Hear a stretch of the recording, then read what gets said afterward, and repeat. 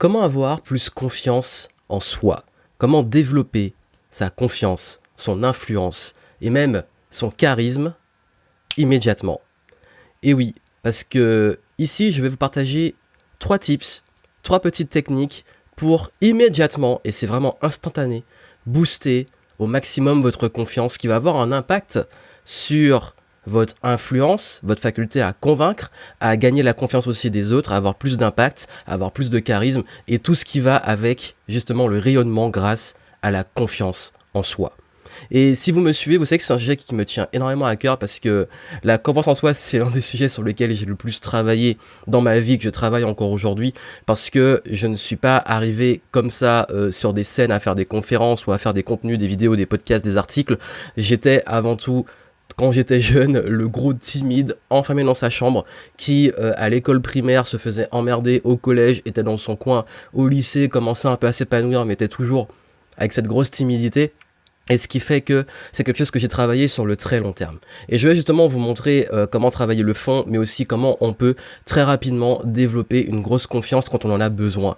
Que ça soit quand vous avez besoin de passer un entretien, de peut-être faire des appels pour la vente, ou de voir des personnes pour signer des contrats. Ça peut être aussi quand vous avez besoin d'aller sur scène, besoin de faire peut-être un contenu, une vidéo, ou simplement la peur de se lancer, qu'on doit se lancer. Et quand on est aussi entrepreneur, qu'on doit se vendre, qu'on doit justement proposer ses produits-services, qu'on manque de confiance, qu'on a le syndrome de l'imposteur, ça va vous aider sur tous les champs où la confiance en soi est ultra important. Juste avant, j'ai un cadeau pour vous. Si vous voyez justement ça assez rapidement, le week-end où je publie, vous avez un pack où j'ai mis 70% de réduction sur justement mes meilleurs programmes sur la confiance et l'influence, où je vous montre comment j'ai pu justement toutes ces années travailler sur ma confiance pour passer de celui qui était enfermé dans sa chambre, qui parlait à personne, à quelqu'un qui fait des conférences devant des centaines de personnes. Et surtout, ça va vous aider à faire ce travail de fond sur la durée, sur votre confiance en vous, sur votre influence sociale, professionnelle, développer votre réseau, développer votre force de vente, etc. Donc vraiment, ça va vous aider à faire ce travail en fond. Profitez du pack, vous avez 70% de réduction sur tous les programmes et je fais cette promo spécialement pour le week-end de la Saint-Valentin. Donc allez voir ça justement en descriptif, juste en dessous. Donc justement, comme je parle de confiance en soi, c'est un sujet qui est, je crois, qui revient tellement souvent quand vous avez peur de vous lancer, quand vous avez syndrome de l'imposteur, quand vous avez du mal à oser en fait prendre parfois la parole, et que je dis pas s'imposer, mais au moins être écouté, au moins ne plus être la personne qui est dans l'ombre, la personne qui est en train de toujours de douter, qu'on met à l'écart et qu'on n'appelle jamais pour les sorties ou pour les conférences ou les trucs comme ça, et devenir plus une personne qui est, voilà, une opportunité pour les autres. Et je vous avoue que j'ai été comme ça, comme je vous le dis, c'est pas une histoire que je m'invente, parce que déjà, si vous allez voir mes premiers contenus, mes premières vidéos que j'ai laissées en ligne exprès, vous voyez l'évolution. Et puis surtout, c'est surtout les personnes qui me connaissent depuis très longtemps qui savent qu'à l'époque j'étais le dernier à qui on portait attention, et aujourd'hui c'était une énorme sortie de zone de confort. Mais cette sortie de zone de confort, je l'ai faite étape par étape, et je vais vous montrer aussi que même à des moments où j'avais pas encore cette grosse confiance que j'ai développée sur la durée, j'avais aussi des petites techniques que j'ai développées très rapidement, parce que j'ai passé depuis toutes mes études et jusqu'à aujourd'hui mon temps à étudier l'influence, la persuasion, l'art de convaincre, tout ce qui est lié à la vente, etc. Et surtout, c'est pas beau d'étudier, mais de pratiquer. Parler à des inconnus, aller vendre au téléphone, vendre en présentiel, donner des conférences, une première, une deuxième, une troisième. La première, j'étais terrorisé, etc. Et c'est comme ça qu'on développe de la confiance sur le long terme. Donc je sais que j'ai accroché avec des hacks immédiats, ils fonctionnent, mais ça va fonctionner un petit temps quand vous en avez besoin, mais le mieux c'est de développer le fond et une confiance en vous dans le fond. Et pour ça, vraiment, si les programmes peuvent vous aider, mes contenus même sur YouTube et en podcast, continuez à suivre et profitez-en. Et le premier hack que je vais vous donner, alors celui-là, il est ultra puissant. C'est une technique que j'ai vraiment apprise, notamment quand j'ai été coaché au niveau sportif. Et quand on est en coaching sportif, on a toujours la phase de préparation avant la performance. Que ça soit dans une compétition, juste avant d'aller sur le terrain, juste avant d'aller se battre, quand je faisais des arts martiaux, juste avant de faire la performance sportive, il y avait ce moment de préparation. Et durant ce moment de préparation, j'avais un coach qui m'avait appris la technique de l'ancrage. L'ancrage, c'est quoi ? C'est en fait d'avoir un stimuli, ça peut être plusieurs façons de faire, mais d'avoir quelque chose qui va stimuler au niveau sensoriel et vous mettre dans un état. Je m'explique. En fait, surtout, vous avez peut-être une musique qui vous motive. Quand vous écoutez cette musique, ça vous met dans une émotion, justement, de dynamique, de motivation. Peut-être que vous avez aussi un cri de guerre ou une façon de faire. C'est pour ça que beaucoup dans les équipes, il y a aussi les cris de guerre, les rituels. Vous avez peut-être aussi une sorte de conditionnement, quelque chose que vous faites avant. Et moi, j'avais un peu combiné tout ça, et je sais qu'avant les matchs, j'avais une musique que j'écoutais tout le temps, et que je me mettais en mode, bah voilà, j'étais chaud, je me conditionnais, je me mettais en mouvement, je bougeais, je m'échauffais avec cette musique, et ça me mettait tout de suite en mode performance et en mode confiance. Et cet ancrage, il y a plein de façons de créer des ancrages. La meilleure, c'est au moment où vous avez cette confiance, d'associer une musique, un son, une odeur, je sais pas, peu importe, un geste qui va ancrer en fait cette émotion en vous. Et quand vous allez refaire ce geste, écouter cette musique, etc., ça va tout de suite activer cette émotion et vous mettre dans le même état.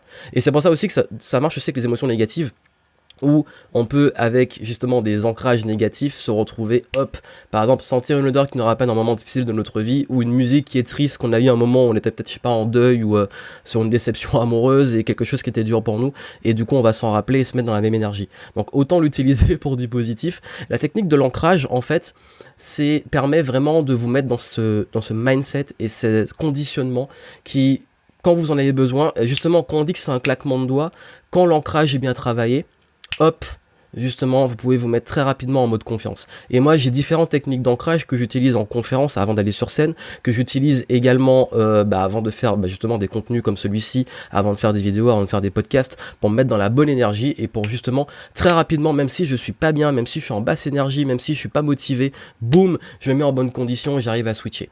Et d'ailleurs, c'est très marrant parce que c'est arrivé une fois...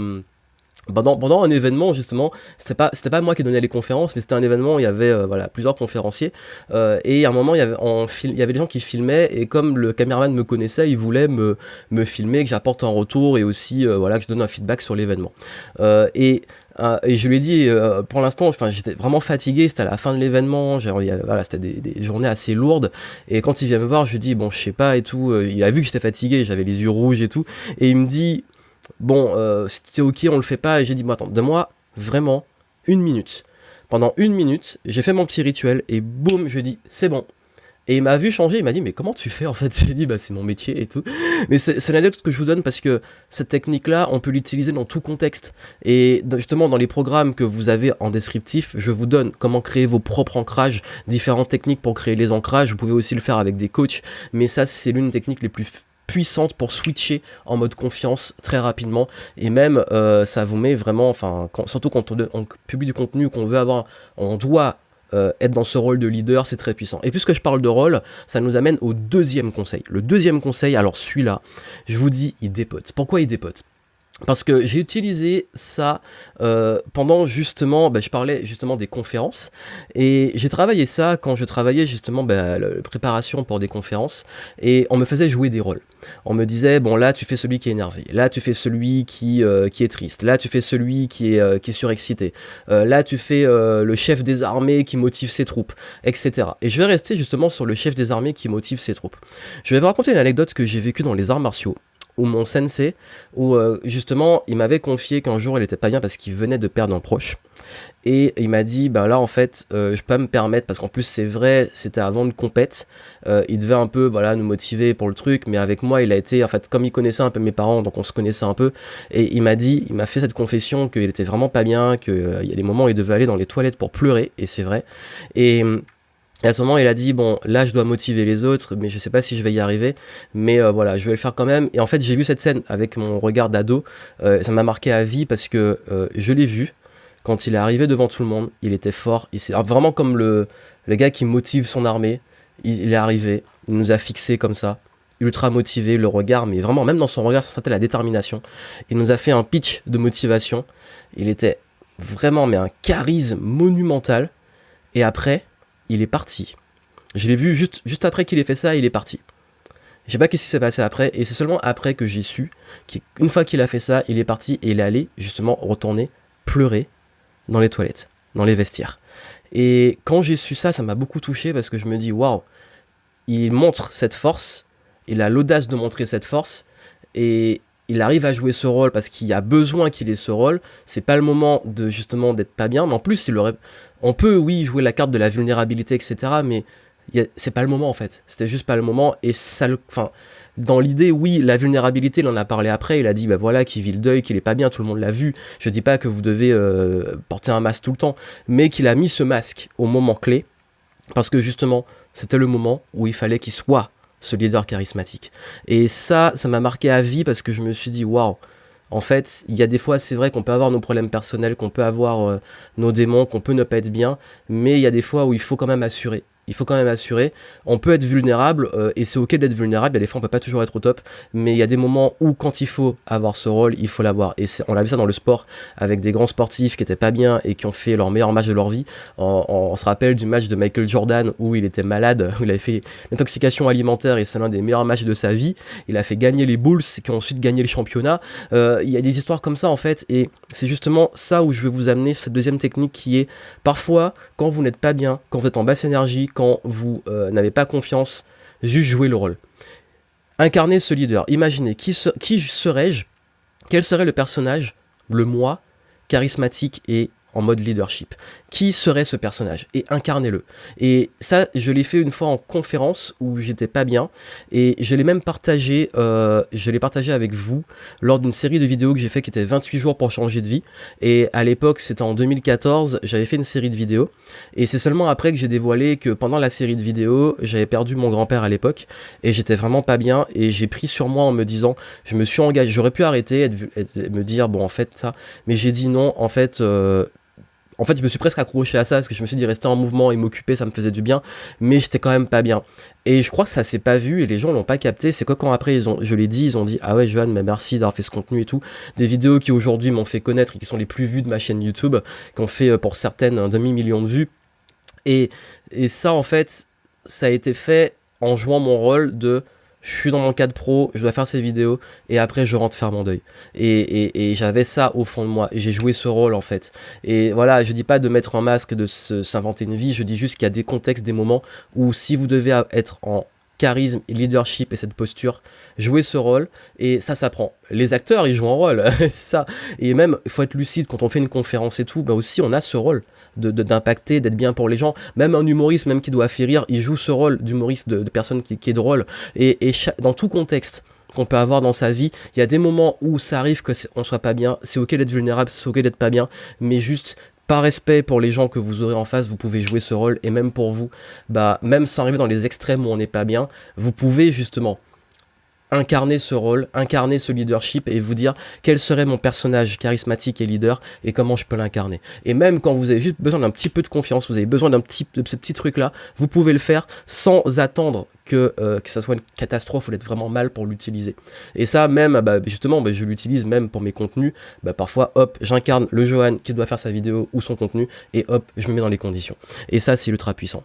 Et juste attention à ne pas tomber dans le piège de l'arrogance. Le but quand on joue en rôle, c'est pas de devenir arrogant et de prendre les gens de haut, c'est d'incarner un leader qui élève les autres mais qui s'élève lui-même.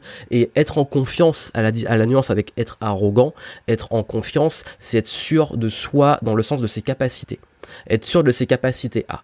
Et pas de se dire je suis meilleur que les autres. Ça, c'est de l'arrogance. Une nuance que je vais apporter sur le fait que si vous jouez ce rôle, parfois certains, quand on leur dit justement de rentrer dans ce personnage, ils commencent à critiquer les autres, les prendre de haut. Non, c'est pas le but, c'est vous avec vous-même. Et donc voilà. Et puis, bien entendu, le dernier point, alors celui-là, c'est vraiment un exercice ultra puissant. Et ça, encore une fois, je vous dis, ces trucs-là, je les ai appris dans la pratique de performance, et c'est ce qu'on voit chez les high performers et les personnes, les sportifs de haut niveau, entrepreneurs, conférenciers, etc., les leaders aussi. En fait, quand on a justement un enjeu, qu'est-ce qui se passe dans votre tête?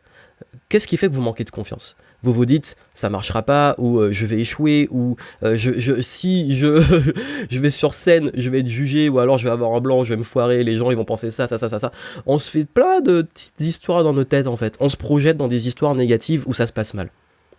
En fait, j'ai une expérience que je peux vous dire pour avoir fait pendant très longtemps du sport, que j'ai fait du foot, du basket, des arts martiaux, et de la voile, et tous les moments où j'étais persuadé que j'allais perdre, j'ai perdu.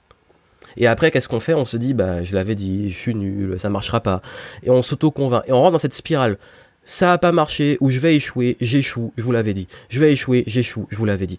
Et c'est d'ailleurs un gros travail aussi de coaching interne, de switcher ce conditionnement à la défaite, parce que c'est un conditionnement à la défaite, ça marche aussi dans l'entrepreneuriat. Ce produit va pas marcher, ou j'y crois pas, ou ce sera pas bon, le contenu sera pourri, tout le monde va s'en foutre. Et tout ce qu'on va faire, ça va faire que le confirmer. C'est le biais de confirmation en psychologie, et c'est aussi le conditionnement. C'est un outil coaching de conditionnement de pensée qui détermine des choix, des actions et des résultats qui vont alimenter encore plus les pensées, et c'est comme ça qu'on rentre dans une spirale infernale. Pour casser cette spirale, visualisez la victoire, visualisez la réussite, visualisez enfin le putain de scénario où ça fonctionne. et ça, c'est ok, bah je veux réussir, je veux gagner. Et quand je dis gagner, c'est pas forcément contre les autres, encore une fois, c'est gagner, c'est vous. C'est je veux réussir cet entretien, je veux réussir cette vente, je veux réussir cette conférence, je veux réussir cette vidéo, je veux réussir ce contenu, je veux réussir ce lancement de produit. Dans ce cas, je visualise que je réussis. Je visualise que ça va marcher. L'exemple typique que je donne très souvent, c'est le salto. Quand j'apprenais à faire le salto, notamment en capoeira, à chaque fois que je m'imaginais que j'allais le rater, je le ratais et je frôlais à chaque fois de me faire mal. Et forcément, je me conditionnais à me dire, mais c'est foutu. Et en fait, la seule fois où j'ai enfin réussi à en placer un et l'apprendre, c'est le jour où j'ai visualisé que je le réussissais. Et bizarrement, dans ma tête, tout s'est bien passé. Parce que le moment où je sautais, hop, j'avais ce petit moment de doute qui était fatal. Et dans certains sports, justement, parfois extrêmes, le moment de doute, il peut tout faire basculer, parce que parfois ça se joue à rien. Et d'ailleurs, donc c'est pour ça que je vous dis, visualisez le positif, visualisez la réussite, visualisez la victoire, et vous allez voir que plus vous allez visualiser, plus vous êtes sûr de réussir, et plus vous avez des chances de réussir. Et ça, en fait, c'est encore une fois un conditionnement, c'est la visualisation. Je visualise, ok, j'ai un enjeu, vous avez un enjeu, vous devez faire quelque chose là maintenant, visualisez, et forcez-vous à visualiser avant la réussite. J'ai même fait ça aussi, même quand je fais des événements, j'ai tout de suite, tous, on a des doutes, je me dis, mais ça se trouve, je vais pas remplir ma salle, il y aura personne, ils vont pas aimer ma conférence, etc. Et puis à un moment, je me reprends, je dis, attends, ça pensée négative, ok, tu les as, ok, analyse, c'est des peurs. Je suis pas là pour vous parler de tout le travail sur les peurs, mais le but c'est pas de grogner complètement ça, c'est d'essayer de comprendre pourquoi on a ces peurs et comment on peut travailler dessus. Mais derrière, ok, je me ressaisis, je travaille sur mes peurs, je vais en introspection. Et ok, maintenant par contre, je vais visualiser et si ça marche, ça va bien fonctionner. La salle sera pleine, les gens seront contents, les gens m'aiment. Et d'ailleurs en conférence, une technique qu'on donne, c'est que de partir, si on veut casser cette peur de la peur du jugement du public, de se dire que le public nous aime et est bienveillant. Et quand vous voyez les gens en mode bienveillant et qui vous aiment, bizarrement, vous allez le confirmer. Et ça va se confirmer parce que vous allez agir comme s'ils vous aiment et il y va avoir cette réciprocité. Au contraire, si vous pensez que les gens veulent vous arnaquer, qu'ils vous aiment pas, qu'ils vous jugent, votre cerveau, en fait, le biais de confirmation est tellement puissant qu'il va tout faire pour vous confirmer ça. Et comme vous allez avoir peur et que ça va se sentir, ça va créer une sorte de malaise. Ça, c'est un truc qu'on voit beaucoup chez les introvertis et que je vis moi-même, c'est que c'est pas contre les gens, mais comme j'ai toujours cette notion de difficulté à aller vers des inconnus, ben, je suis pas forcément très à l'aise, j'ai travaillé dessus, et du coup ça crée une sorte de malaise, alors que les gens pensent que je les aime pas, alors que c'est une interprétation, c'est juste que c'est parce que je suis introverti et que je suis comme ça en fait. Et donc voilà, c'est ce petit truc qui va changer l'attitude, qui va avoir un gros impact sur votre influence et votre leadership.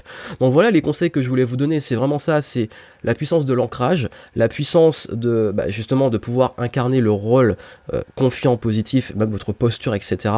Et puis surtout, et ça fait toute la différence, visualiser la victoire. Et vous allez voir que rien que ça, c'est les petits travaux, vous pouvez combiner ces choses-là, vous pouvez les faire tout de suite avant et en un petit moment ça peut switcher, mais bien entendu ça c'est un tips que je vous donne, ça peut aider, mais ça se travaille aussi en fond sur le quotidien, sur le conditionnement, et ça peut vous aider dans le pack de programmes que je vous ai mis en dessous, ça va vous aider à aller plus loin sur ça. Donc voilà les conseils que je voulais vous donner sur la confiance.